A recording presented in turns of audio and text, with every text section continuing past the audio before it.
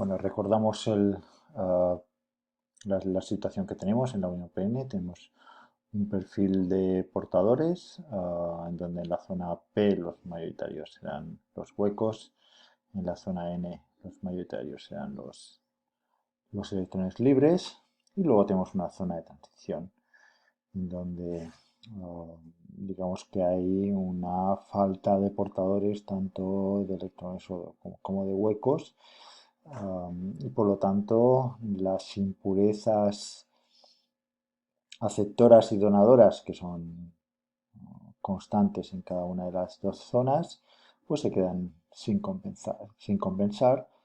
Es decir, que tendremos una zona de vaciamiento, lo que se llama también una zona de carga espacial, donde no hay presencia o apreciable de portadores en relación a la densidad de iones aceptores y donadores. Y luego dos zonas neutras, en la zona N y en la zona P, en donde sí que tendremos esa compensación de impurezas. Aquí es este parámetro n sub n sub 0 indica la concentración de electrones libres en la zona N en equilibrio térmico será más o menos igual a el dopaje n sub d, el dopaje de donadores. P sub 0 pues será más o menos el dopaje de aceptores n sub a. Dada esta situación, pues podemos hacer la aproximación que se muestra en la pantalla, en donde ponemos unos límites para esa zona de vaciamiento, esa zona de carga espacial. Menos xp0 será el límite en la zona P entre la zona neutra y la zona de carga espacial. Más xn0 será esa zona límite entre la zona de carga espacial y la zona neutra n. En x igual a 0 sería el punto de unión de los dos tipos de material. Las impurezas donadoras que están ionizadas positivamente no estarán compensadas hasta esa zona limítrofe, y también tendremos, por el contrario, que las impurezas aceptoras tampoco estarán compensadas por huecos hasta la frontera con la zona neutra, y suponemos una transición abrupta, de forma que pasan las impurezas de no estar nada compensadas a estar completamente compensadas. Una aproximación que nos ayudará a hacer 4 números de cuál va a ser esta extensión de zona de vaciamiento y de cuál va a ser el campo eléctrico que tenemos presente. Puesto que mi densidad de carga no es uniforme, no es cero, tenemos aquí una asimetría en el eje X en cómo está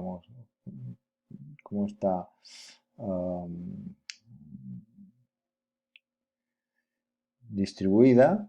Eso me va a crear un campo eléctrico interno sin necesidad de que yo tenga ningún campo eléctrico externo que me influya en la corriente de portadores. Para calcular este campo eléctrico, aplicamos la ley de Maxwell, que relaciona el campo eléctrico con la densidad de carga.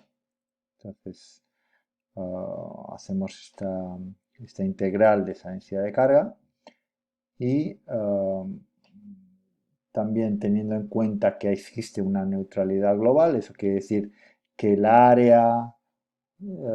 esta área positiva y esta área negativa van a ser iguales. Es decir, vamos a suponer que toda mi estructura PN tenemos una neutralidad de carga global. Eso quiere decir que yo distribuyo las cargas móviles, distribuyo, las desplazo de una zona a otra del semiconductor, pero globalmente seguimos teniendo una neutralidad de carga global, y que esto se reduce a esta expresión, ¿no? Es decir, el área de la carga negativa no compensada en la zona P es igual al área de la zona positiva no compensada en la zona N. Haciendo esa integral de esta densidad de carga, tenemos cómo va a variar el campo eléctrico dentro de la estructura. asumiendo que fue lejos de la estructura, tenemos un campo eléctrico cero, porque vemos un dipolo, ¿no? Con cargas iguales que anulan fuera de esta, ¿no? De esta zona tendremos un campo eléctrico anulado, un poco similar a lo que tendríamos con un condensador de placas paralelas, que fuera de, de esa zona entre placas, pues el campo eléctrico se anula, pues aquí tendríamos una situación muy similar, ¿no? De hecho, sería, aquí tendríamos un condensador um, una cosa muy similar a un condensador de placas paralelas. Por tanto, el campo eléctrico está confinado a esa zona de densidad de carga no nula y con un valor máximo que podemos calcular a partir de esa integral. Hacemos la integral justo hasta x igual a 0 y tendremos un valor aproximado de ese campo eléctrico interno en función de esa xp0, que sería mi incógnita. Si tenemos tanto como incógnita esta xp0 como el campo eléctrico máximo que desconocemos. Para intentar sacar algún número de este campo eléctrico máximo o de esta extensión de zona de vaciamiento, lo que hacemos es mirar de relacionarlo con la tensión de built-in que hablábamos al final del vídeo anterior. La tensión de built-in pues lo encontramos a partir de relacionarlo con ese campo eléctrico que tenemos aquí. El campo eléctrico y la tensión están relacionadas por lo que es la derivada, es decir, el campo eléctrico es menos el gradiente de la tensión, por tanto, la integral del campo eléctrico será igual a lo que es el potencial. El potencial que aquí está marcado con lo que sería el potencial de Fermi,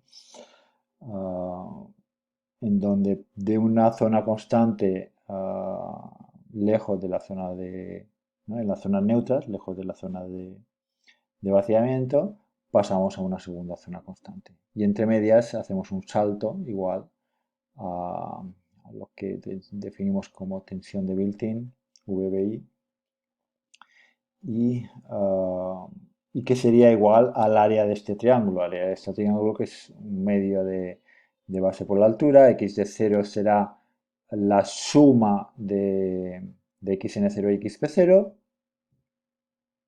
y por lo tanto tendremos una segunda ecuación, en este caso que me relaciona estas dos incógnitas, zona de vaciamiento y campo eléctrico máximo, con un valor de tensión de built-in que pasamos ahora a calcular por otras vías que sería a partir del dopaje.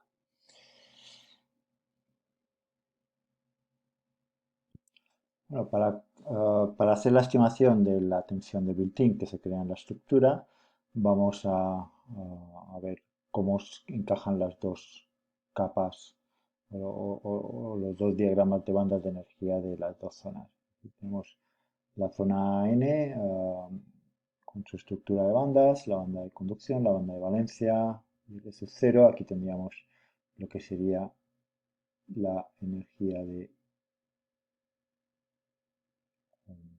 afinidad electrónica del semiconductor, que es la energía necesaria para que un electrón de la banda de conducción, que serían los electrones que están con más energía en mi cristal semiconductor, eh, qué energía necesitan para salir de esa trampa, que es el cristal, y pasar a esos cero, que sería esa energía esa energía del electrón libre fuera de lo que es el cristal. Al ser un semiconductor tipo N, pues tendremos una energía de Fermi pues más cercana a lo que es la banda de conducción, y su diferencia con la energía de Fermi intrínseca está de aquí. Aquí tendremos una energía que es Q por phi n, que es el phi n sería el potencial de Fermi en el semiconductor tipo P. ¿Vale? Por tanto, tenemos por un lado esta situación en el semiconductor tipo N. El semiconductor tipo P, pues tenemos lo mismo, es la misma espaciación entre bandas. Nombrar que, bueno, esto en nuestra escala, entre E sub 0 y E sub C va a haber mucha más distancia que entre C y EV. Esto entre aquí y aquí puede haber 4 electronvoltios, entre aquí y aquí del orden de 1 electronvoltio, ¿no? Por tanto, esto no está escala.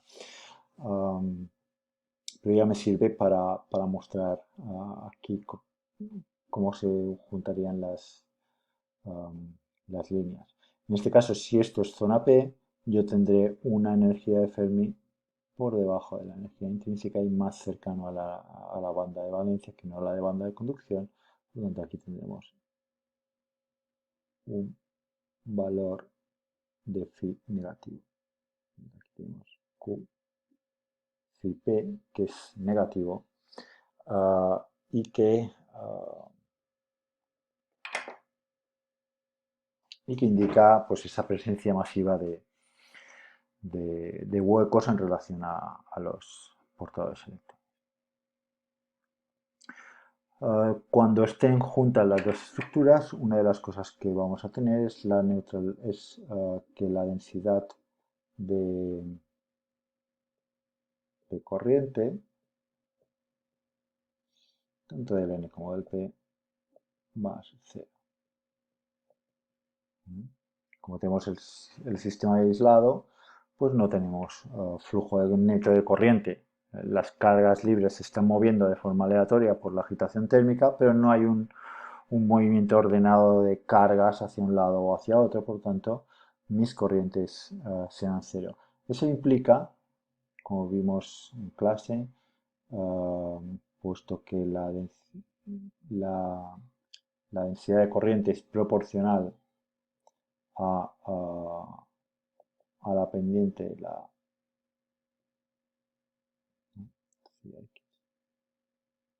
a la pendiente, a lo que es la pendiente de la energía de Fermi, puesto que J será cero, esta pendiente tiene que ser también cero. Por tanto, juntaremos una línea constante, seguro que vosotros hacéis un dibujo mejor, una línea constante de esa energía de Fermi por toda la estructura. Respecto al resto de la estructura, que me queda, digamos, descuadrada, nombrarlos, es decir, lo siguiente. Primero, el metal sigue siendo el mismo, sigue siendo silicio o germanio o el semiconductor que sea, pero lo que es la estructura cristalina es exactamente la misma.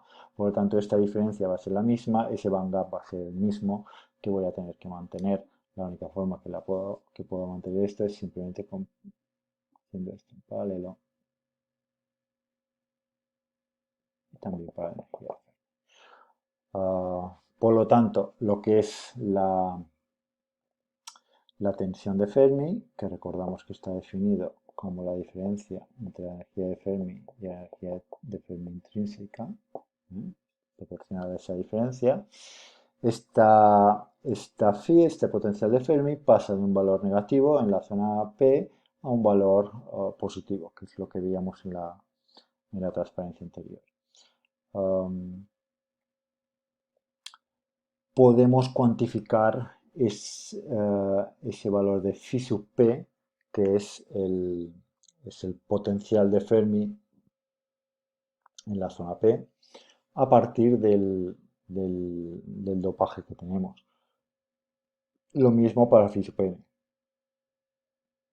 Es decir, en global, en la transición desde la zona N hasta neutra P hasta la zona neutra N, hay una variación global de este potencial de Fermi, ¿no? el incremento del potencial de Fermi desde la zona P hasta la zona N no es más que phi sub n